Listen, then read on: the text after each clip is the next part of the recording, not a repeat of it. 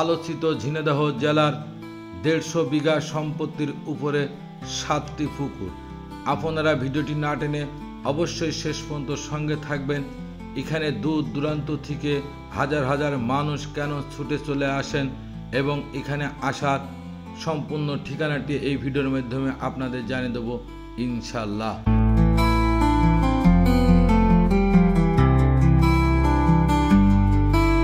আমি এই পুকুর পাড়ে পা দিয়ে এর স্নিগ্ধ ভালোবাসায় মুগ্ধ হয়ে গেছি। এই জন্যই হয়তো এই পুকুরটি বর্তমান ভাইরাল। আমি যেখানে দাঁড়িয়ে আছি এই পুকুরটি 100 বিঘা সম্পত্তির উপরে। এর পাশে আরও 6টি পুকুর আছে, সর্বমোট 150 বিঘা সম্পত্তি উপরে। এই জায়গাটি কৃষকের মাঠের মধ্যে। এখন বুঝতে পারছি এটি কেন ভাইরাল এবং দূর দূরান্ত থেকে হাজার হাজার মানুষ ছুটে চলে আসেন এখানে বুক ভরে নিঃশ্বাস নেওয়ার জন্য। লোকমুখে শুনেছি সূর্য অস্ত মুহূর্ত এখানে নাকি সব থেকে সৌন্দর্য হয়ে থাকে। আমি সেটি চেষ্টা করব এই ভিডিওর মাধ্যমে আপনাদের দেখানোর জন্য। এই এরিয়াটি অনেক বড়। আমি এই ভিডিওর মাধ্যমে সম্পূর্ণটি তুলে ধরব ইনশাআল্লাহ। স্রষ্টার সৃষ্টি, প্রাকৃতিক সৌন্দর্য এবং প্রাকৃতিক প্রেমিক মানুষের সমাগম এখানে সব সময়ের জন্যই ঘটে থাকে। বিশেষ করে বন্ধের দিন, ঈদের ছুটির দিন, সরকারি যে কোনো ছুটিতে হাজার হাজার মানুষ এখানে ছুটে চলে আসেন। কেনই বা আসবে না? আমি নিজেই এখানে এসে অভিভূত হয়ে গেছি ইতিমধ্যে। এখানে নৌকাও দেখতে পাচ্ছি, কিছু মানুষ ঘুরে বেড়াচ্ছে। আমারও মনটা পড়ে আছে যেন কখন উঠতে পারবো সেই নৌকাতে। এত বড়, এত সুন্দর মুহূর্ত ও দৃশ্য, এদের স্নিগ্ধ ভালোবাসা এ বলে বোঝানো সম্ভব নয়। প্রিয় ছোট ভাইয়ের সাথে অনেকদিন পরে ঈদের ছুটির কারণে দেখা। এই 100 বিঘে পুকুরটি দেখতে এসে, তাই তো? মানে ঢাকায় থেকে আমার ভাইয়ের জন্য দোয়া করবেন। আসা হয় না ভাইয়া, আসলাম, ভালো লাগলো, অনেকদিন পর দেখা হলো। কারাসমানে উড়রে আমার মন পিঞ্জিরার পাখি, ফাঁকি দিবা জানলে কি আর যতন কইরা রাখি।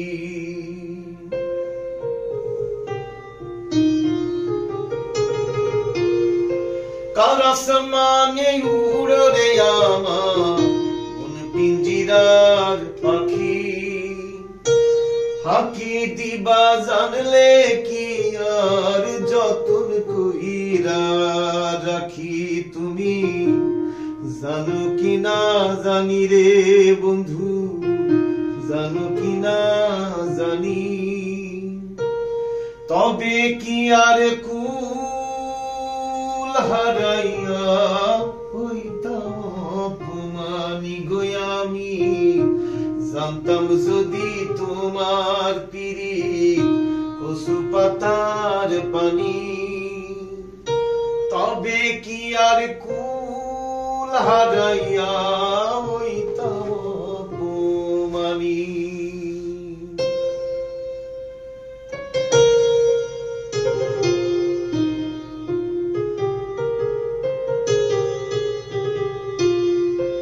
আরে ও বন্ধু রে,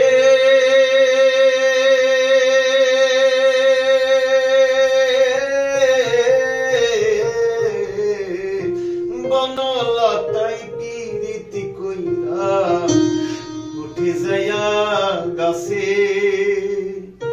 মরার আগে তারা দুইজন জড়াই ধইরা বাঁচে। আরে ও বন্ধু রে,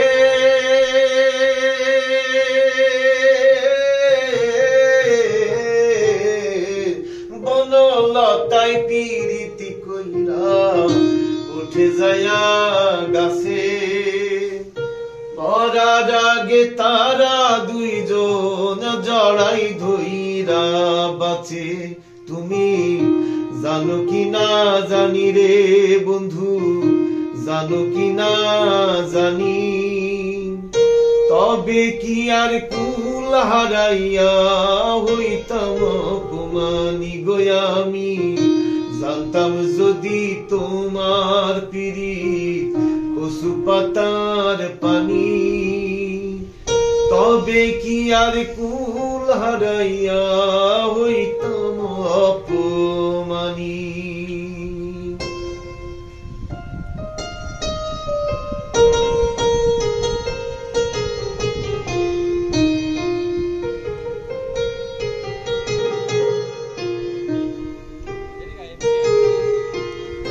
আরে ও বন্ধু রে,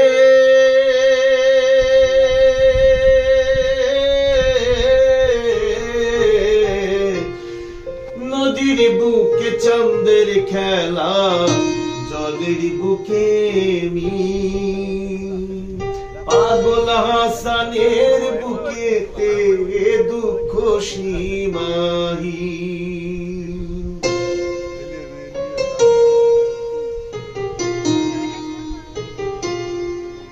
আরে ও বন্ধু রে,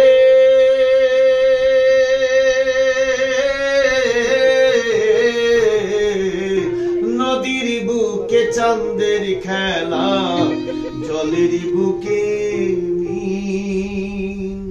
পাগল হাসানের বুকেতে দুঃখ সীমাহীন। তুমি জানো কি না জানি রে বন্ধু, জানো কি না জানি, তবে কি আর কুল হারাইয়া হইতাম অপমানী গো আমি।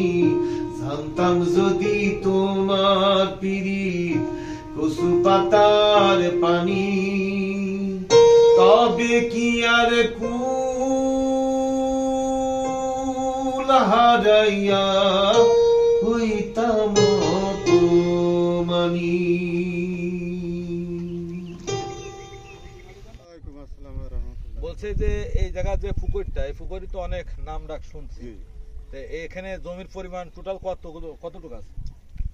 জমি পরিমাণ ওই যে 110 বিঘা। আচ্ছা, আর এই যে ছোট ছোট যে কটা আছে এই কটা, তো মোট কি মোট 150 মিলে বিঘার আছে উপর হবে? 120 বিঘা। 120 বিঘা।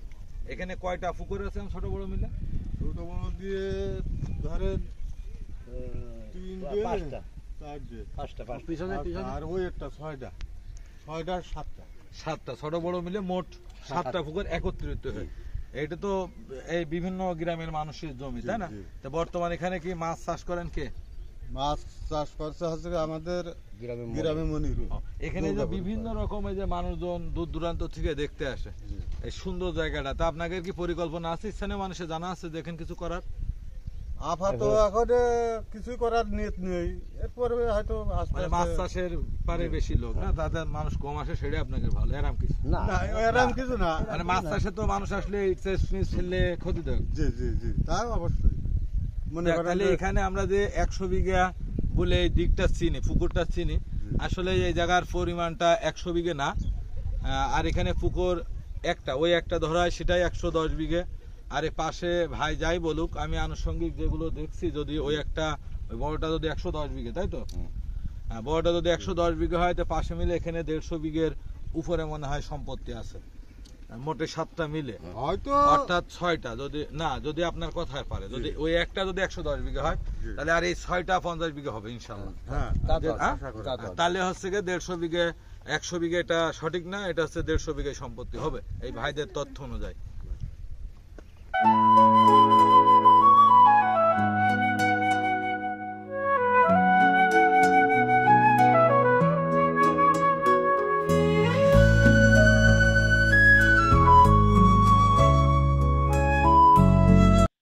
এখানে হাজার হাজার মানুষ দূর দূরান্ত থেকে ছুটে চলে আসে একটু শান্তির নিড়ে দাঁড়িয়ে বুক ভরে নিঃশ্বাস নেওয়ার জন্য। এখন আর সুন্দরতম পরিবেশের জায়গার খুব অভাব। বাড়ি ঘর, কলকারখানা এবং জায়গার স্বল্পতায় খুব সমস্যায় মধ্যে জীবনযাপন করতে হয়। তাই এই জায়গাটায় চলে আসেন। এখানে সব থেকে সুন্দর যে দৃশ্যটি উপভোগ করা যায় 5টার পরে, গাছের ছায়া, এই পানির মধ্যে মেঘ এবং সূর্য অস্ত মুহূর্তটা। আমি সেই সূর্য অস্ত মুহূর্তটা শেষের দিকে কিছুটা হলেও আপনাদের দেখাবো, সম্পূর্ণ নিরাশ করব না। আপনারা এমন সুন্দর সুন্দর ভিডিও উপভোগ করার জন্য আমার চ্যানেলটিতে অ্যাক্টিভের সঙ্গে থাকবেন। এখানে আসার ঠিকানা ঝিনাইদহ জেলা সদর, পোস্ট অফিসের মোড় হইতে যশোর রোড 2.5-3 কিলোমিটার আসলেই যুব উন্নয়ন। ওখান থেকে পশ্চিমে 1.5-2 আসলেই এই ভুড়োপাড়ার গ্রামের মাঠ পার হলেই ভুড়োপাড়া গ্রাম সংলগ্ন এই 150 বিঘা 100 বিঘা নামে পরিচিতি পুকুর, কিন্তু আসলে মোট পুকুরের আয়তনটা 150 বিঘা।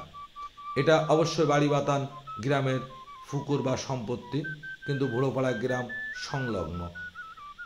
ঝিনাইদহ পোস্ট অফিসের মোড় হইতে আনুমানিক 5 কিলোমিটার হবে। রিক্সা যুগে 30 টাকা 40 টাকা এমন ভাড়া নিতে পারে, 50 টাকাও নিতে পারে।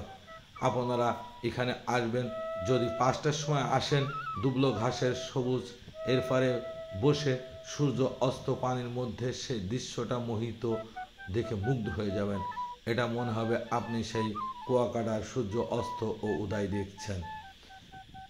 এর আগে এখানে বিশাল বিল ছিল, অত্র এলাকার মানুষরা সবাই মাছ মারতেন, প্রচুর মাছ হতো।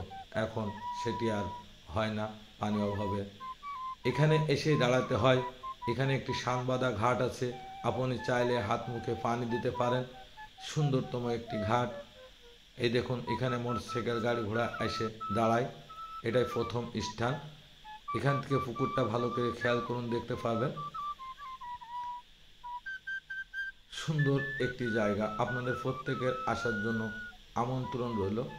এখনই সেই সূর্য অস্ত দৃশ্যটি দেখতে পারবেন, কিন্তু আমি যেহেতু বহু বড় পুকুরের ওই মাথা থেকে চলে এসেছি, তাই পানির মধ্যে সেই দৃশ্যটি দেখাতে পারলাম না। আন্তরিকভাবে দুঃখিত আপনাদের সবার কাছে।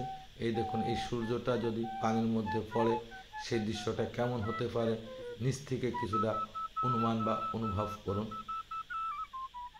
অবশ্যই অবশ্যই আপনারা এখানে আসবেন, সবাই ভালো থাকবেন, সুস্থ থাকবেন। দেখুন গরু, গোধূলি লগ্নে গরুর ধুলো, এটাই সেই গরু। এই মুহূর্তে সূর্য অস্ত মুহূর্তে গরু বাড়ি চলে যাবেন। খুদা হাফেজ।